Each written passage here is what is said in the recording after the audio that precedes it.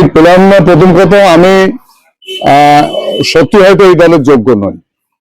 জুটল না টিকিট, অভিমানী বাদুড়িয়ার বিদায়ী তৃণমূল বিধায়ক কাজী আব্দুর রহিমের গলায়। টিকিট না পেয়ে আক্ষেপের সুর বাদুড়িয়ার সদ্য প্রাক্তন তৃণমূল বিধায়ক কাজী আব্দুর রহিমের গলায়। টিকিট না পেয়ে আক্ষেপের সুর শোনা গেল বাদুড়িয়ার সদ্য প্রাক্তন তৃণমূল বিধায়ক কাজী আব্দুর রহিমের গলায়।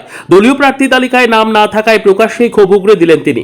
কাজী আব্দুর রহিম বলেন, এই দলে আমি যোগ্য নই।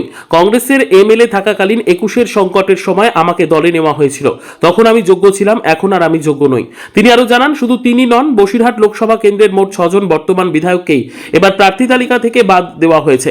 নিজের রাজনৈতিক ঐতিহ্যের কথাও তুলে ধরেন তিনি। বলেন, আমার বাবা গফফার সাহেব 50 বছর এমএলএ ছিলেন।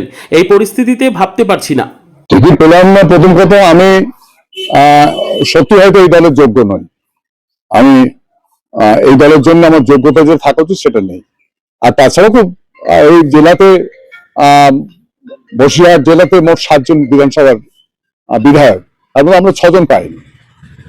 তো কেন, এর উত্তর তো দলই ভালো দিতে পারবে। যোগ্য নয় কেন আপনার?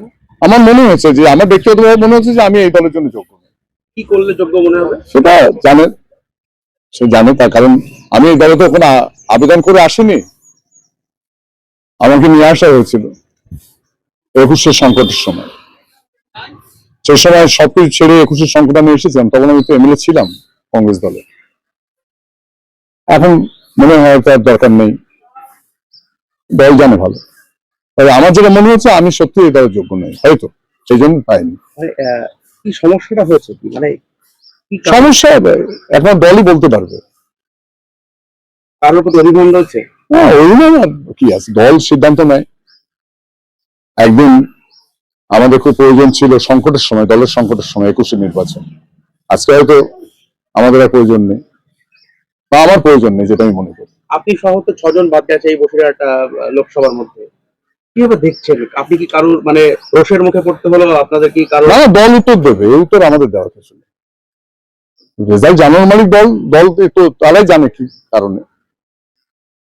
আমি একটাই বলবো যে, মানে একটা জেলাতে 7 জন এমএলএর মধ্যে 6 জনই বাদ গেল 5 বছরে, তাদের কি এমন কি ছিল। আর আমি আমার নিজেরটা বলতে পারি, এই দলের অনুরোধে আমি এসেছিলাম, জয়েন করেছিলাম।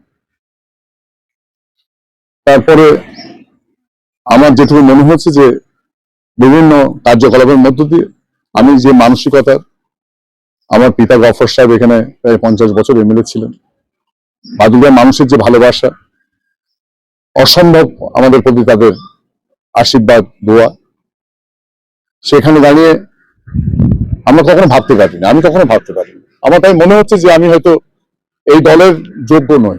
টিকিট না পাওয়া দলের উচ্চতর সাথে কথা হয়েছে? হ্যাঁ, জানিয়েছি। না, টিকিট না পাওয়ার পর না, আর জানাই দলের তরফ থেকে কোনো না, এমনি আমি আর কোনো যোগাযোগ করিনি।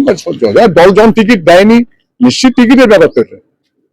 এবার দলের যদি কোনো সাংগঠনিক বিষয়টি সহ তার যোগাযোগ করতে পারে, সেটা পরের ব্যাপার।